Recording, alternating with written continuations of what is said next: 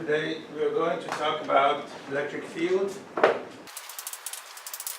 In the previous chapter we talked about two charges applying force on each other.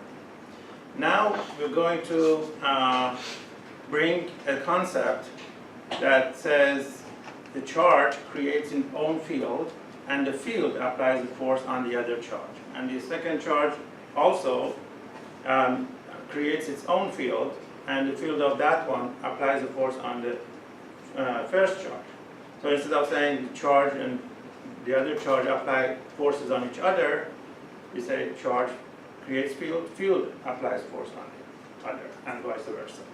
So how do we define electric field? In general, if there are a distribution of charges, we say that they create an electric field at any point in space. The electric field is defined by the force acting on a test charge. Let's say the test charge is Q naught. Wherever you want to find the field, electric field, you put the test charge, which is by definition positive, and it is very small. So this Q naught is test charge.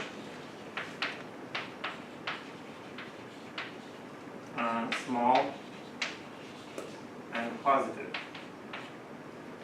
And then see what force applies to that test charge. For example, let's say it feels this kind of force at that point. And then you define electric field, say B, electric field is equal to the force it feels divided by its charge. This is the definition of electric field. With this definition, we can apply it to different situations. For example, what is the electric field of a point charge? If you have a point charge, let's say this is a point charge Q, and you want to see what is the field around it. At any point, at this point, for example, put a test charge, let's put Q naught in here, and then we know from Coulomb's law what kind of force it feels at this point.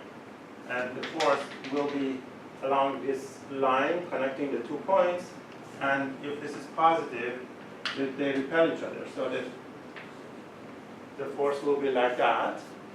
This is the force. And its magnitude, according to Coulomb's law, is equal to K Q naught divided by R squared, where R is this distance, direct distance from Q to Q naught. And then if you want to find the electric field of the point charge becomes the force divided by Q naught. So magnitude of electric field will be K Q naught over R squared divided by Q naught. And then put Q naught in also here. Q naught cancels, so the electric field will be K Q over R squared. That's the magnitude of the electric field at this point. So it means that the electric field is in this direction and the same direction as the force. And it has this magnitude. So at any point around this point charge, there's an electric field. If it is positive, the electric field is all away from this charge. And the magnitude is given by KQ over R squared. K is that constant that we remember from Coulomb's law is 9 times 10 to the 9 Newton meter squared over Coulomb squared.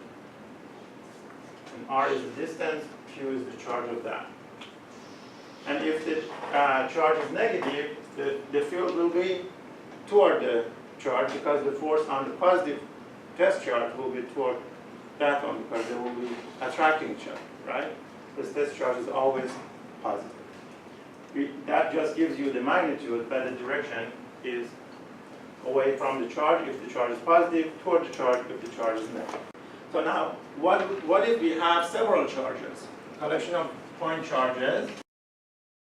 If you have a few charges like Q1, Q2, Q3, and so forth, you have several more, in general Qi, and you want to find the electric field of all of these at this point P. In order to do that, you know that each one of these create its own field, or if you put it Q0 here, if each one of these apply a force on Q0, according to whether they are positive or negative, how big they are, and for each force, it will be directed either toward that charge or away from that charge, depending on whether the charge is positive or negative, right? For example, let's say this is positive, it creates a force like that. This is F1. If F2 is negative, it creates a force like this, F2. And for this one, if it's positive, it will be like that, and so forth. And then you know that if you have several forces acting on one object, you have to add them up like vectors. And the total force, therefore, is like F1 plus F2 like vectors, and until Fn, if there are n charged particles.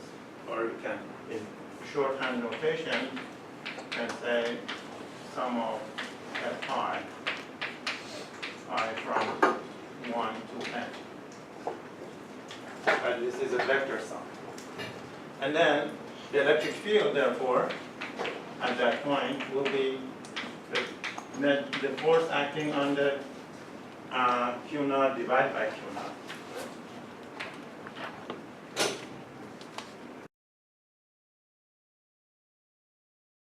We can write E as the superposition of all the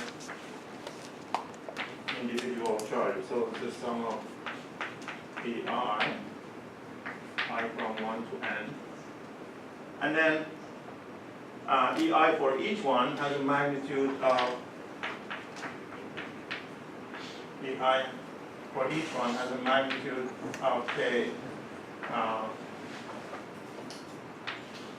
Qi divided by R squared, Ri squared. So let's say this first one has a distance R1 to this point. The second one has a distance R2 to this point, and R3, R4, and each one has a distance R. Of course, these are the magnitudes and the directions you need to be considered, and if you want to add them like vectors. This is called the principle of superposition for electric field. The total electric field is superposition of the individual fields. So this is for a collection of point charges. We know that we need to add all the individual charges, electric fields, as vectors. So, any questions so far? So for one charge, we have this kind of electric field. For a collection of charges, we add them like vectors. Each one creates an electric field that we know is K times that charge divided by the distance of that charge. And it's away from that charge if the charge is positive, toward the charge if the charge is negative. And then if you want to add all of them, and you have a collection of charges, you want to find the electric field at this point, then you add all the individual electric fields like vectors. Does that make sense? All right. Now, most of the time we don't have individual charges. We have a charge distribution. It is a continuous charge distribution. So what do we do if we have a continuous charge distribution? Suppose we have a region of charge distribution, and we want to find the electric field of these charges at this point P. How do we do that? We have Coulomb's law for point charges. We don't have Coulomb's law for the distribution of charges. Any suggestions? So because we know the result for the point charges, we break this into very small pieces that each small piece acts like a point charge. It's small enough to act like a point charge. This part has a charge dq, and it is at a distance r from that point. And then we know that this one creates an electric field dE at this point. And then what do? We add all the contribution of all these small pieces, which in calculus we call it integral. So the electric field total is equal to the integral of dE. But dE for each one, we know that dE has a magnitude of k dq over r squared. According to this, right? For a point charge, we know it is k times the charge divided by r squared. So the electric field created by this one at this point is k, the charge, dq, divided by the distance squared. But it is also in that direction. And this one, this integral is a vector integral. In order to, integral in calculus is like summation. You're adding vectors. How do we add vectors?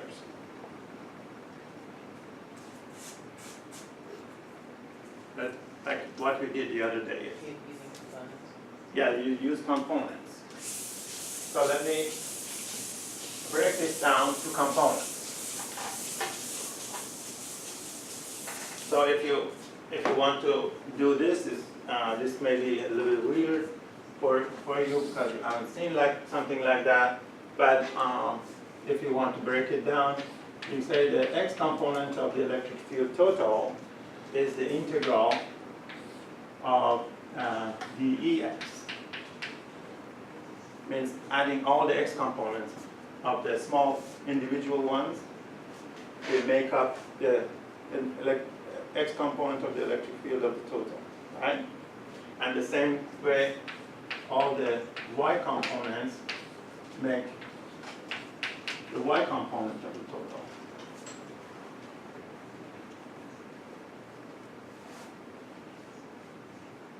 So this is what we need to do if we have a charge distribution.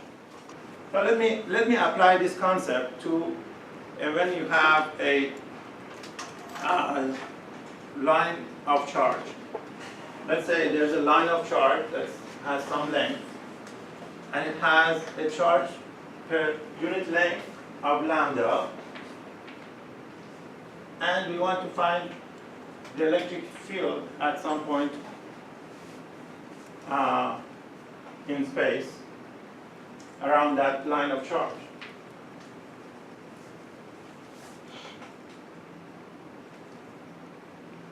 So we need to apply these, and these are talking about x, y, right? So we need to set a coordinate system in this problem.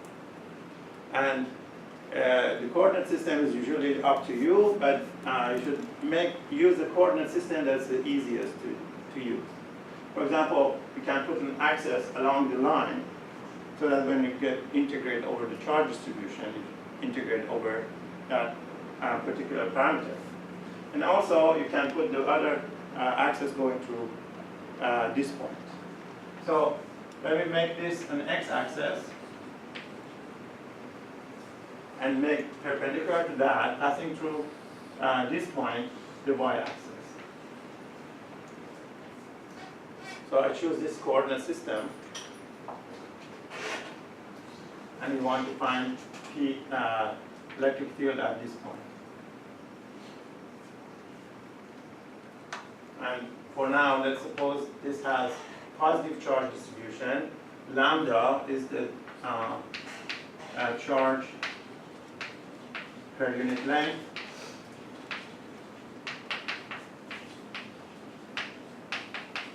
Or they say linear charge density.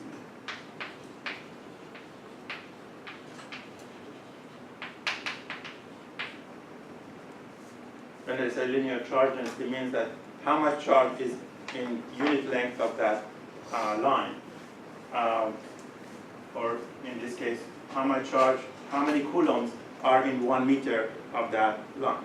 That's linear charge density. All right.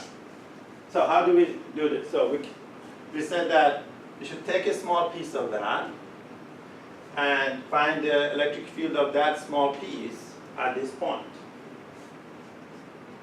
And for that, I take a small piece here, like this. It's so small that you can consider it like a point charge. And this one creates an electric field along this line, which is in this direction.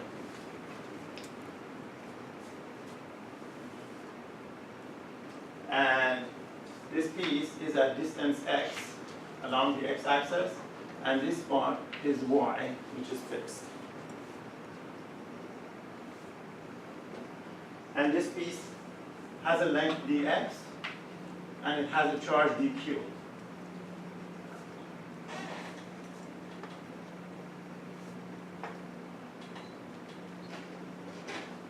Now, we know that this creates dE along this direction, if it is positive. So what is dE, magnitude of dE? dE magnitude is what? Is k times its charge, dq,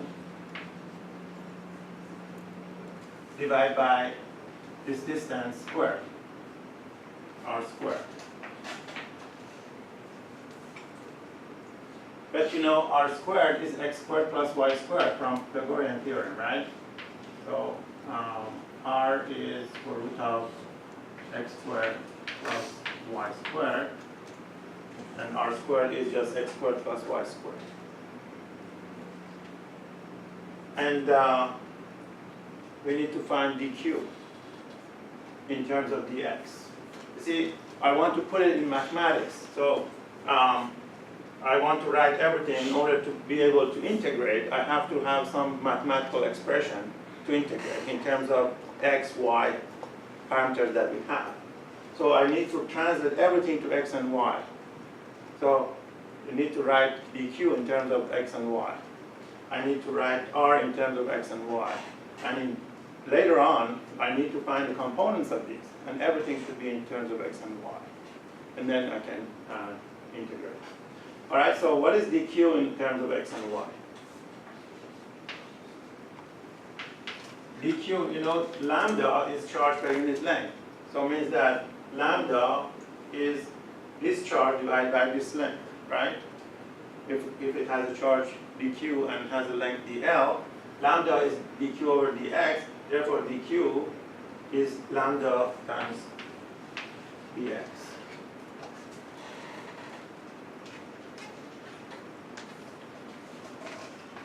So dE,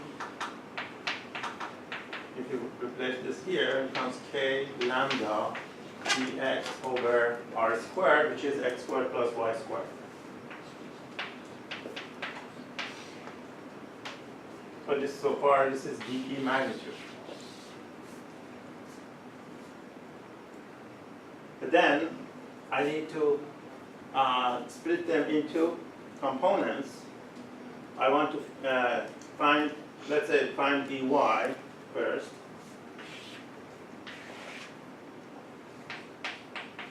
dy is integral of dEy, which is integral of the y component of that. So if I want to use this angle, let's say call it theta, which is the same as this angle, So I need to, the y component, so will be dE cosine theta. So an integral of dE magnitude times cosine theta. And now I need to write cosine theta also in terms of x and y. Can anybody tell me what is cosine theta in terms of x and y?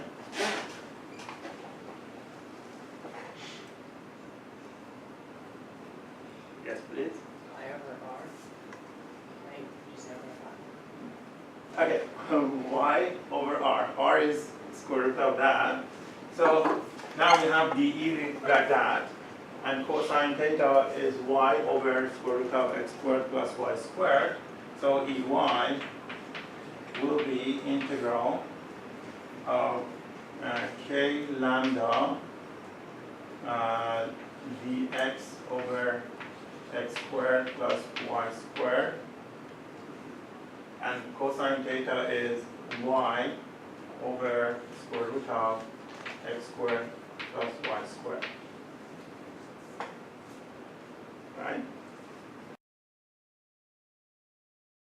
Now, where is the integral? The limits of integral. See, let's say this line extends from this point, let's say x1, which in this case is negative, to x2. So we say the integral is from x1 to x2. So we integrate over the whole charge distribution. This case will be from x equal to x1 to x equal to x2. And then Ey will be integral, I put all the constants outside. K is constant, lambda is constant, y is constant. You can put them all outside. So k lambda y, an integral from x1 to x2,